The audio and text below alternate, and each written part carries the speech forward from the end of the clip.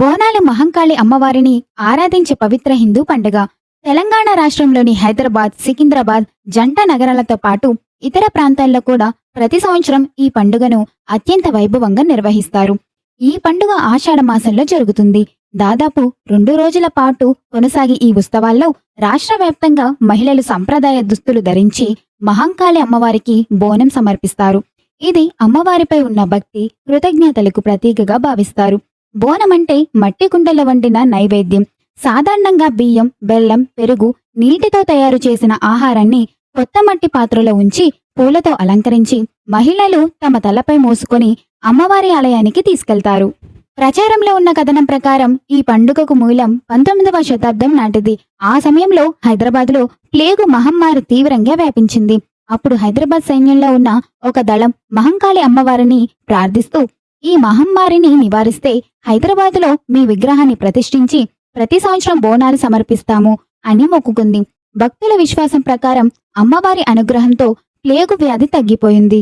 అనంతరం వారు హైదరాబాదులో మహంకాళి అమ్మవారి విగ్రహాన్ని ప్రతిష్ఠించి బోనాల ఉత్సవాన్ని ప్రారంభించారు. బోనాలు తెలంగాణ ప్రజలకు ఎంతో ప్రాముఖ్యమైన పండుగ కావడంతో 2014లో తెలంగాణ రాష్ట్రం ఏర్పడిన తర్వాత దీనిని అధికారిక రాష్ట్ర పండుగగా ప్రకటించారు. బోనాల ఉత్సవాలు గోల్కొండ కోటలో ప్రారంభమవుతాయి.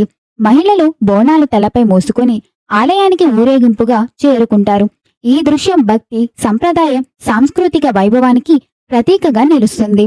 బోనం మోసే మహిళల్లో మహంకాళి అమ్మవారి శక్తి ఆవహించిందని భక్తులు విశ్వసిస్తారు. అందుకే వారు ఆలయానికి చేరుకునే సమయంలో వారి పాదాలపై నీరు చల్లి అమ్మవారి ఆగ్రహాన్ని శాంతింపజేస్తారని నమ్మకం.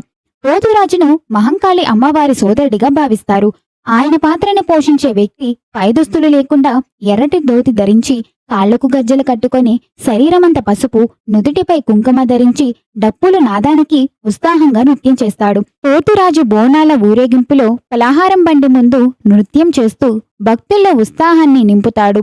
ఆయన నృత్యం బోనాల ఉత్సవంలో అత్యంత ఆకర్షణీయమైన ఘట్టాలలో ఒకటిగా భావిస్తారు. మరి మా వీడియో కనుక మీకు నచ్చినట్లయితే ప్లీజ్ సబ్స్క్రైబ్.